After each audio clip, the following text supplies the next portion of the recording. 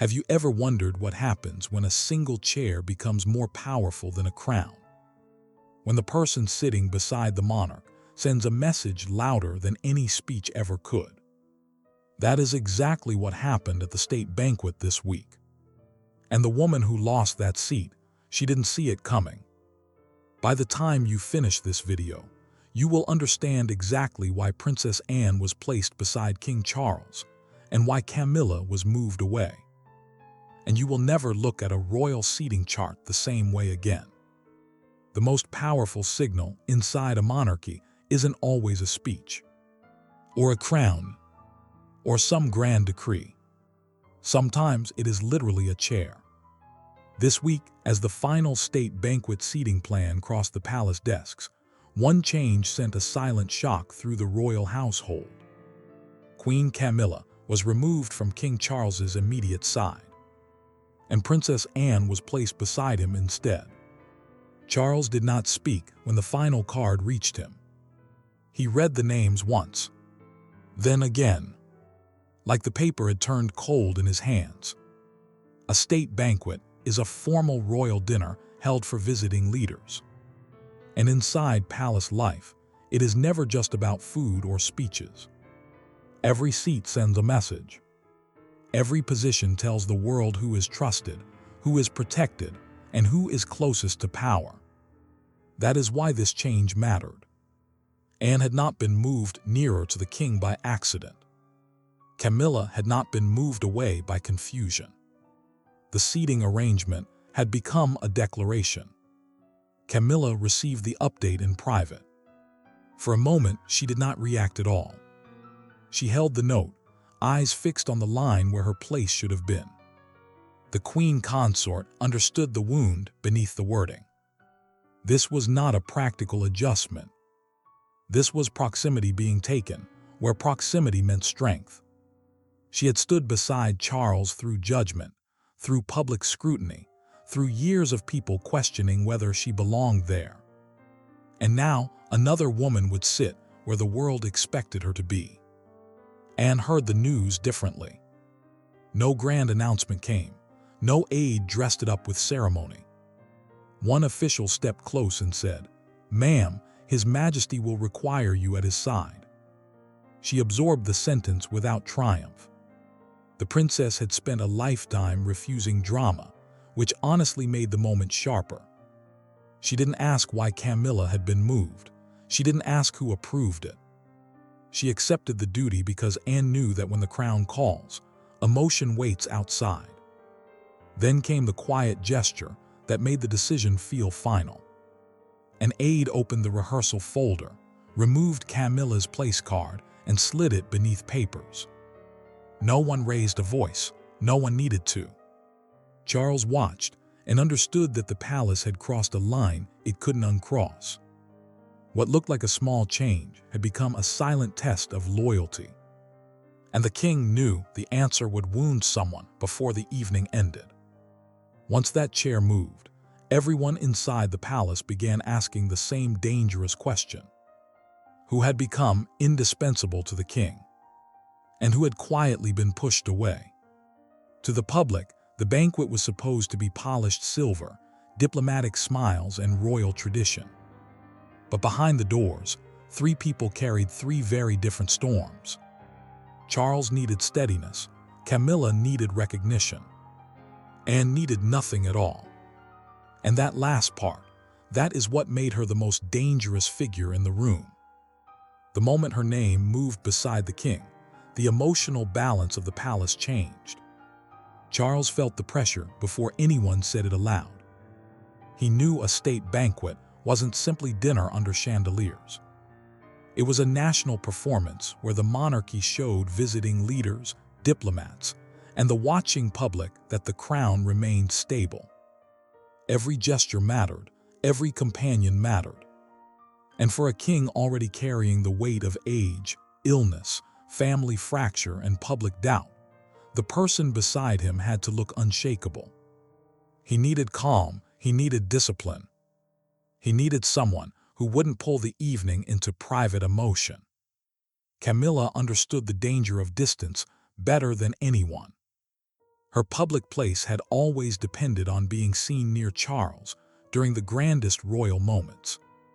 Not because she lacked title, but because title alone was never enough for her. She needed the image. She needed the reassurance that the room still accepted her as the woman closest to the monarch. When that closeness shifted even slightly, it was not a small embarrassment. It was a warning. It told the palace that her position could still be measured, adjusted, and quietly reduced. Charles sat alone before the banquet briefing, staring at the protocol sheet like it had become a confession. Protocol was the rule book of royal order, the system that decides who stands where, walks first, sits closest, and carries the weight of public meaning. He saw Anne's name beside his and knew Camilla would feel the blow before the night even began.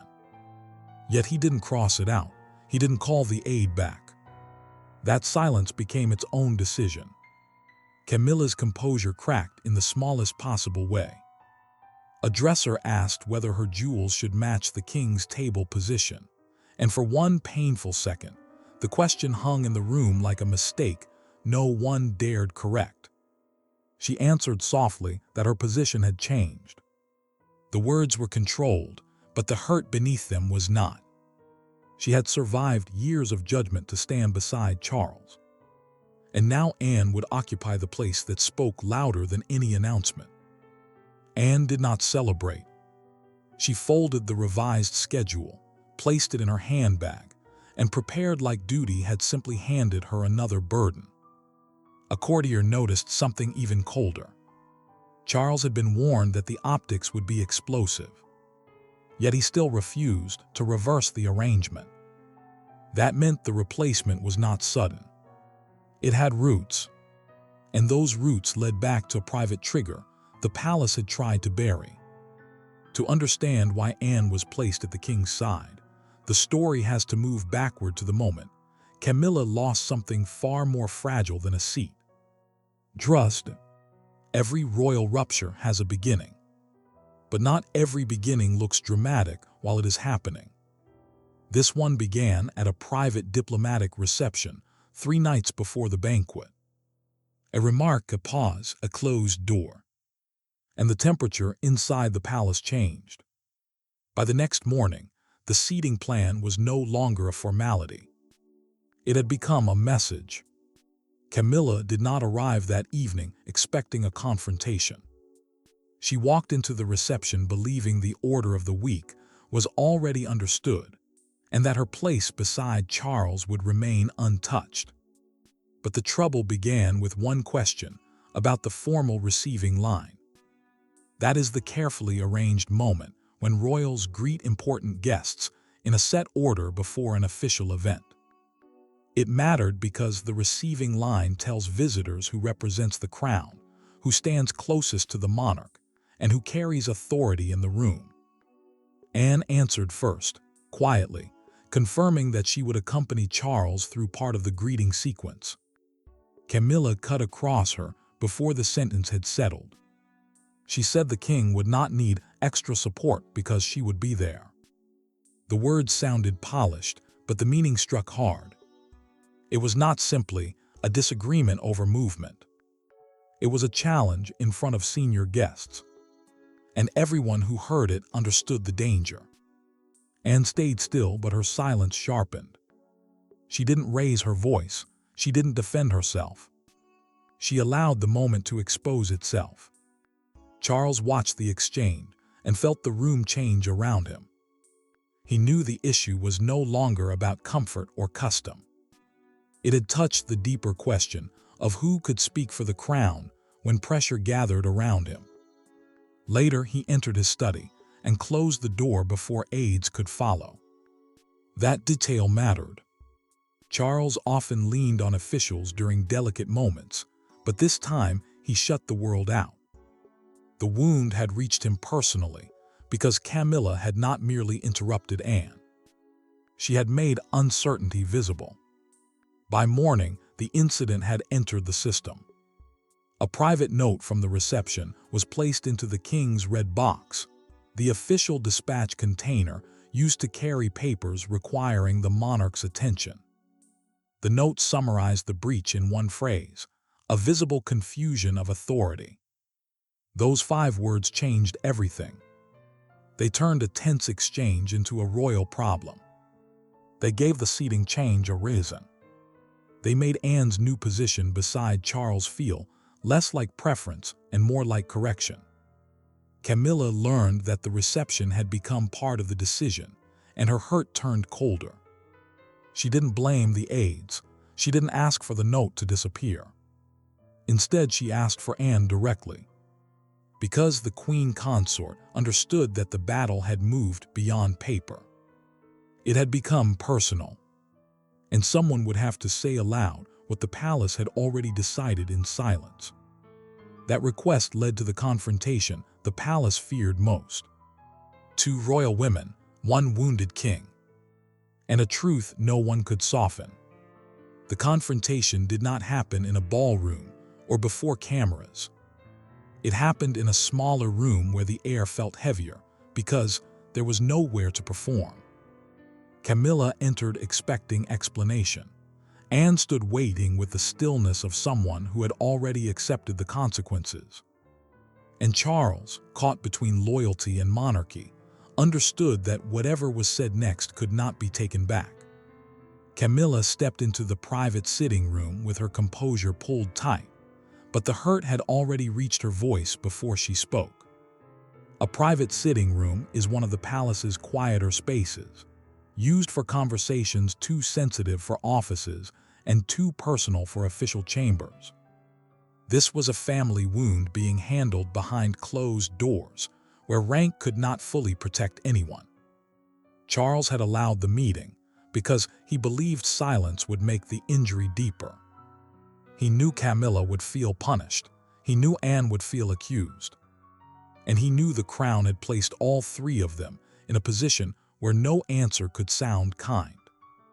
Camilla looked at Anne and asked the question that had been building since the altered seating plan reached her. "Was this your doing?" The words were sharp, but the pain underneath them was sharper. She was not simply asking whether Anne wanted the chair beside Charles. She was asking whether Anne had allowed the palace to turn her into proof that Camilla could be moved aside. The Queen Consort had spent years fighting for legitimacy. Yet in that room, she felt the old uncertainty return. Cold and humiliating. Anne did not flinch. She did not answer quickly. She allowed the accusation to settle, because rushing would have made it sound like guilt. Anne finally replied with a steadiness that made the decision so difficult to challenge. She told Camilla she had not asked for the chair, but she would not refuse the king if he needed calm beside him. That sentence cut deeper than denial because it carried no vanity. Anne was not claiming victory, she was accepting duty. Charles heard it and lowered his eyes because the truth was suddenly impossible to soften. He admitted the change had come after the reception incident raised concerns about discipline around him. Public discipline in palace language means the visible order and control that protects the monarch from appearing weak, confused, or divided. Camilla understood then that the decision was not about Anne replacing her socially. It was worse than that. Anne was being trusted ceremonially, where Camilla no longer was. The chair beside Charles had become a test of reliability. And Camilla had discovered the result only after others had already judged it. Charles reached for his pen, paused, and set it down with a quiet finality that made the whole room still. Then he said the seating would remain unchanged. That single pen striking the table became the sound of finality. But behind it stood a deeper force than personal preference. Royal power rarely announces itself loudly. It moves through protocol sheets, advisory notes, and the quiet language of precedents. By the time Camilla challenged the seating change, the machinery had already turned. Charles was not merely choosing between 2 women beside him. He was responding to a warning from the institution that had protected kings and queens long before this family wound opened. Charles understood the danger of ignoring that warning. Palace protocol officials had looked at the banquet and seen more than a formal dinner. They saw a test of control. Protocol means the palace rule system that decides rank, order, seating, movement, and who appears closest to the monarch during official moments. In ordinary times, those details can seem cold. In a sensitive week, they become protection. The king needed visible stability beside him, not just personal comfort. He needed someone whose presence would calm the room before anyone questioned him. Anne became the answer because her record carried a force Camilla could not easily challenge. The princess had spent decades doing the hardest work without demanding applause. She was disciplined, restrained, and almost impossible to rattle. That mattered because the banquet was not only about friendship with foreign guests. It was about showing that the crown still had order at its center. Anne did not need to be liked to be trusted. She did not need to dominate a room to steady it. And in that brutal palace calculation, restraint became power. Charles sat with the revised seating page, while a senior courtier watched from across the room. The monarch picked up his pen, paused over the line, and initialed the change. The courtier saw no victory in his face, only sadness. That sadness mattered because Charles was not enjoying Camilla's displacement. He was accepting it. The king asked whether she would be humiliated, and the silence that followed answered before any official could. Everyone knew the image would cut deeply. Everyone knew she would understand it instantly. Then the advisory note gave the decision its hardest edge. The phrase was simple: the king must be flanked by unquestioned steadiness. Those words carried the cold weight of institutional judgment. They did not accuse Camilla directly, but they left no room for comfort. Anne's name had not been proposed as punishment. It had been proposed as protection. That made the decision almost impossible to reverse, because challenging it would mean arguing against Charles's public strength. Camilla's place began changing before she even entered the banquet. First came the seating, then the procession order, then the quiet adjustments no one explained unless forced. And once accepted, it spread. What began as a private correction now moved toward public consequence. And the queen consort would feel it first in the most personal room of all. The first true consequence arrived quietly, surrounded by silk, jewels, and silence. Camilla's gown had been pressed, her necklace had been selected, her evening schedule had been laid out with the confidence of routine. Then one amended card arrived, and the room changed. Nothing shattered, no one shouted. But everyone present understood that the queen's place beside the king had been taken. Camilla sat still as the altered instructions were brought in, and the quiet around her became more painful than any raised voice. The dressing room was supposed to be a place of preparation, where every detail was arranged before a royal appeared in public. That mattered because preparation was control.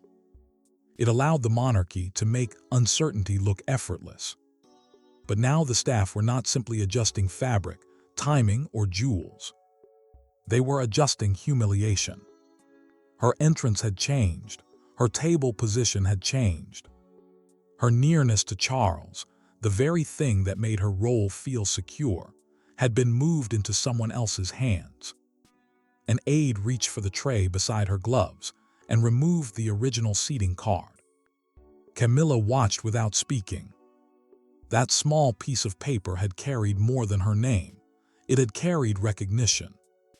It had told the room that she remained the woman closest to the king at one of the most important ceremonial moments of the week. Now it disappeared beneath a revised folder. And the queen consort understood that the palace was not correcting an error. It was enforcing a decision. Camilla finally asked the question that everyone had been trying to avoid. Had Charles approved it himself? The answer came softly, but it landed like a verdict. Yes, the king had approved it. Her face changed then, not with anger first, but with hurt. Anger would have protected her, hurt exposed her. She had accepted public judgment before, but this wound came from inside the life she had fought to stand beside. Charles had not merely allowed officials to move her.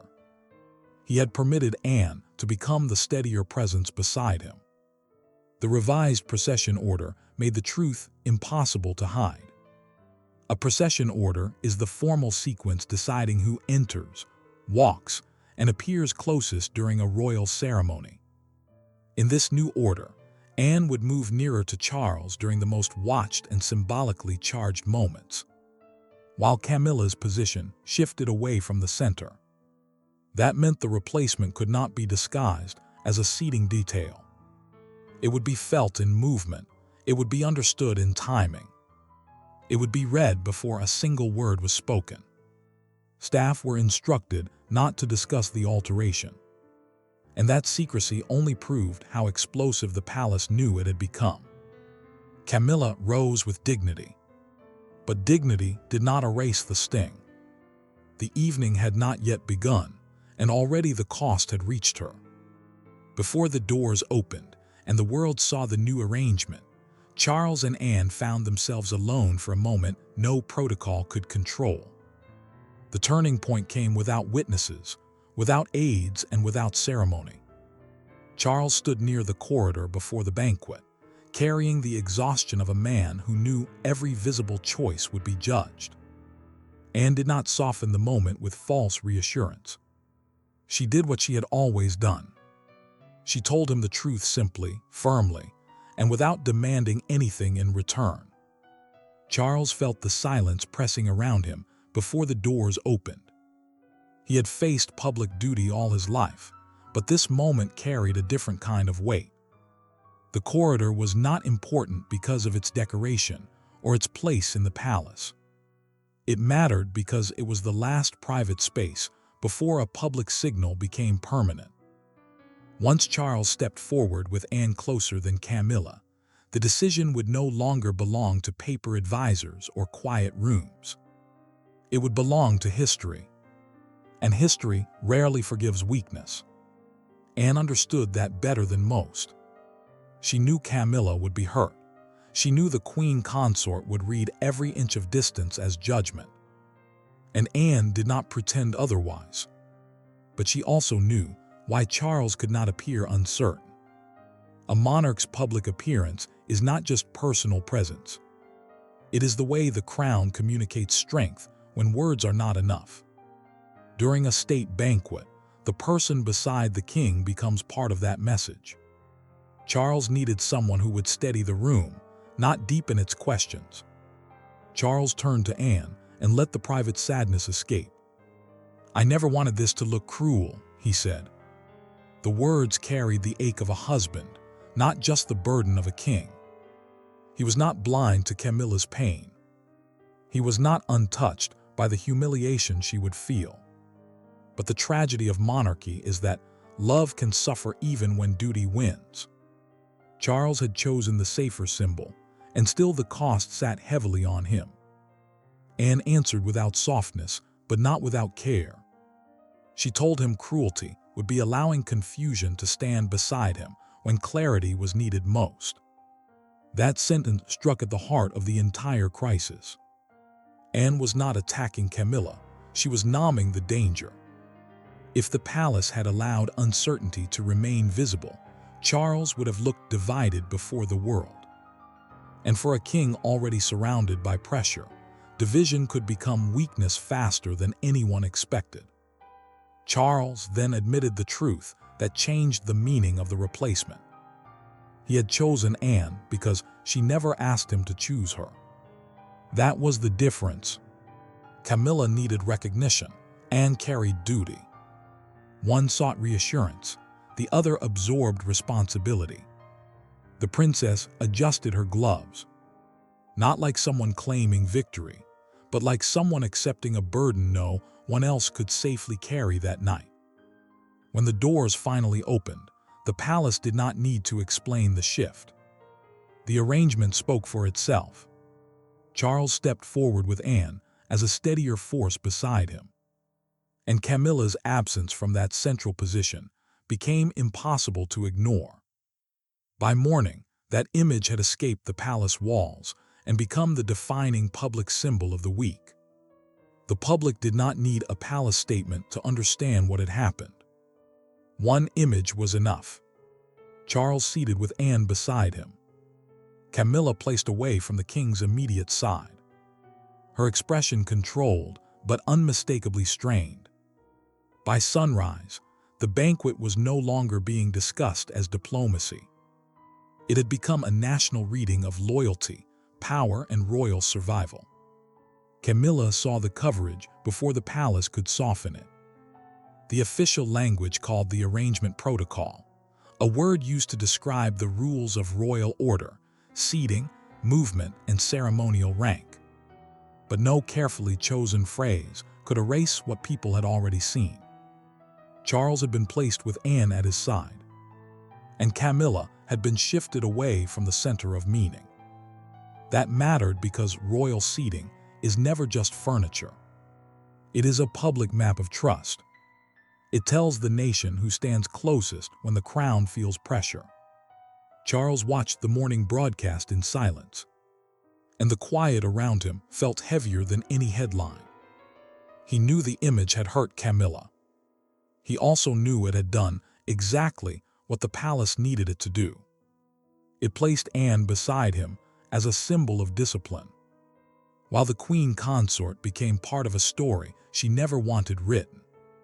The success of the monarchy had come at the cost of private pain, and Charles could not pretend otherwise. Camilla turned the newspaper over before finishing the headline.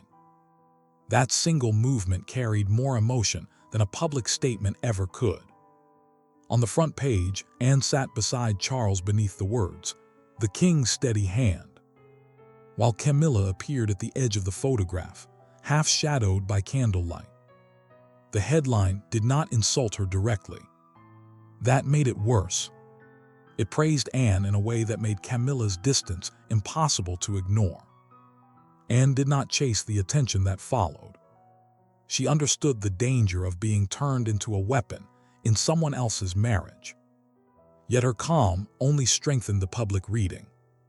Outside Buckingham Palace, a small crowd gathered near the gates, and the whispers split in two directions. Some praised Anne's return to prominence, calling her the royal family's iron spine. Others said Camilla had been publicly diminished, not by scandal, but by placement. And that was the brutal part. No accusation was needed.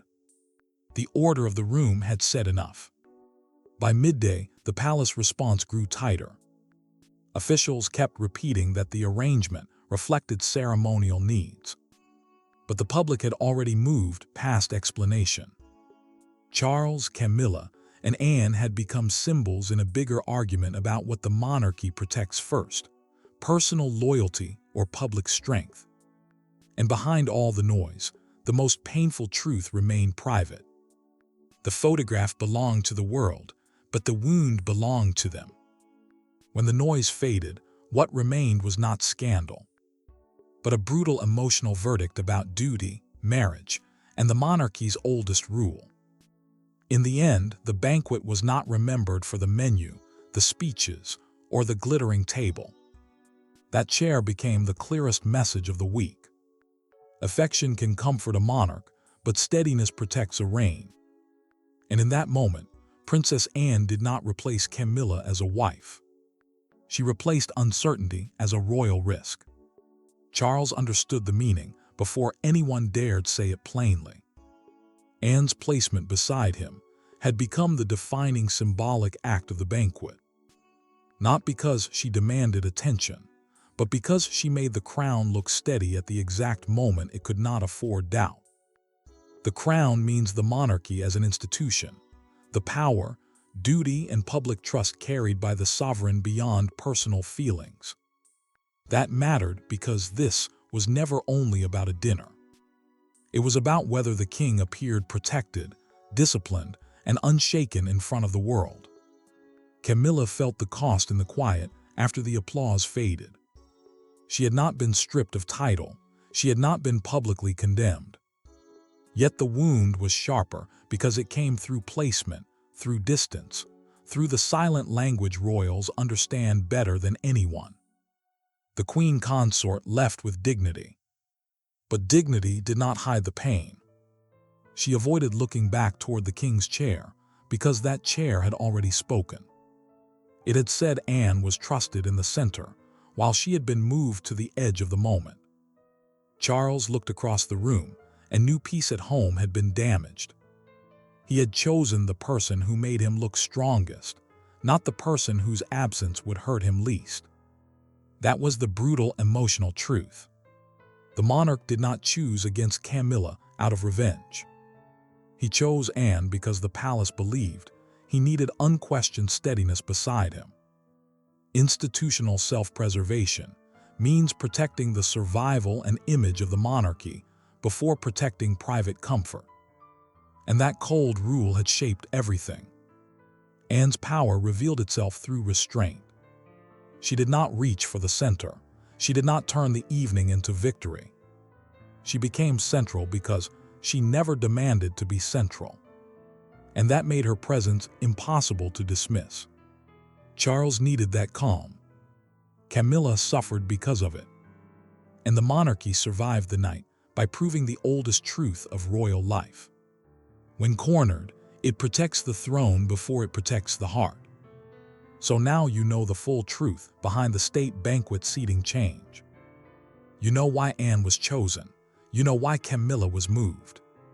But what happens next involves someone we haven't even talked about yet. And that story might be even more surprising. If you've made it this far, hit like. Because stories like this don't stay buried for long. Drop your thoughts in the comments below.